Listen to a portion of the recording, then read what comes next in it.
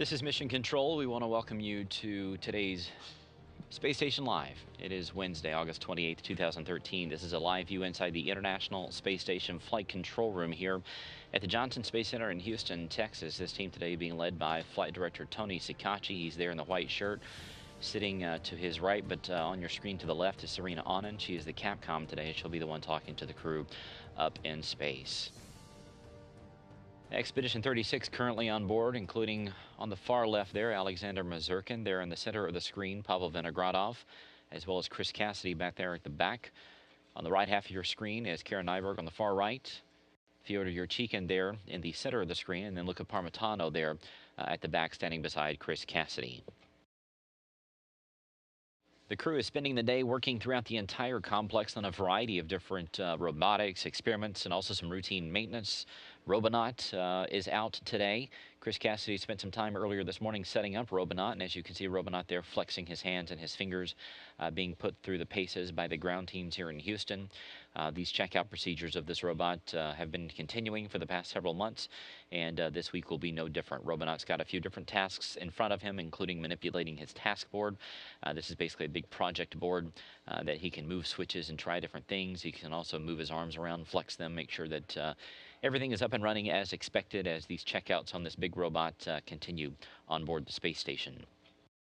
Cassidy also busy today setting up what's known as the frost freezer.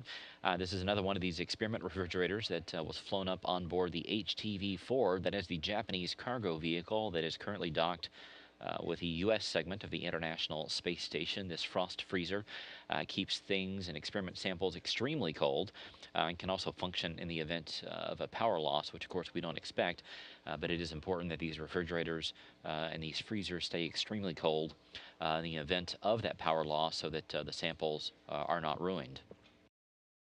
Luca Parmitano working on the BioLab. This is one of the racks that is inside the Columbus laboratory, the European laboratory on board the space station. This BioLab is a big rack that is used for different experiments like microorganisms, cells, tissue cultures, and even small plants. But there's a microscope on that has some microcassettes that are used for data and other items that are gathered as the crew uses that microscope, and the ground teams watch along. But it's not functioning as expected, so he's doing some repair work on it as the ground teams there in the Columbus Control Center watch along as he completes that.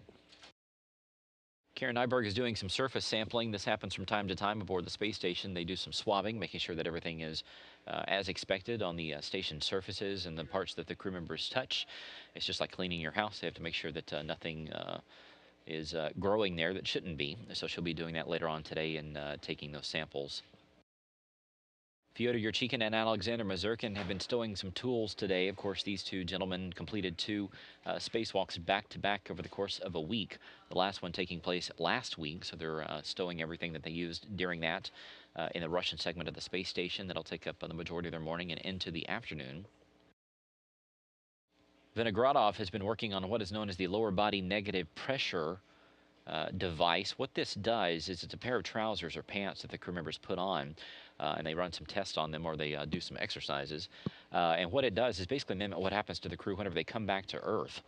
The crew members' bodies are not used to being on Earth since they're up there for about 6 months. So what these LBNP pants do is basically draw the blood away from the head to sort of recondition them to get ready to come back to Earth, and also to find out how they react to that. So he'll do that later on this afternoon.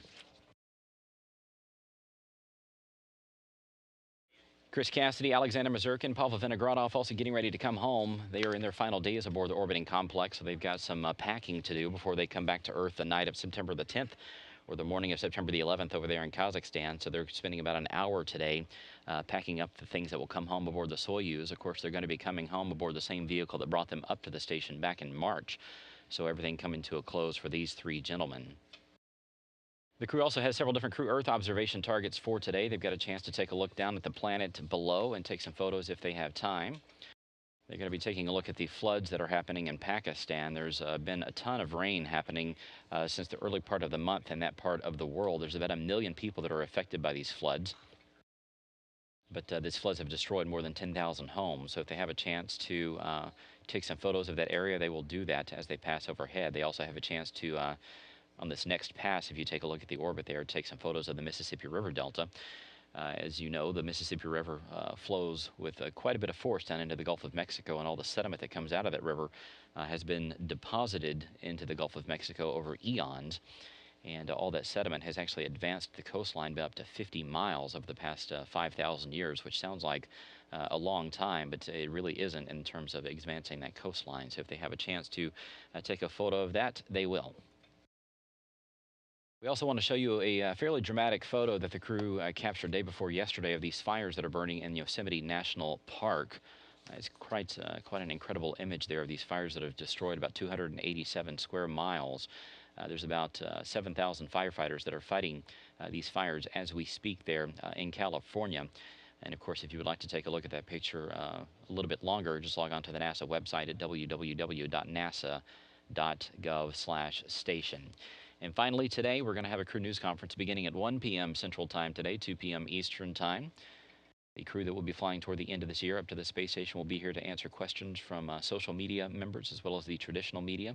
That'll be Koichi Wakata from the Japanese Space Agency, as well as Rick Mastracchio from NASA, and Mikhail Tyurin, who is, of course, a Russian cosmonaut. So those three will be on the air live here on NASA television, talking about what's ahead for them.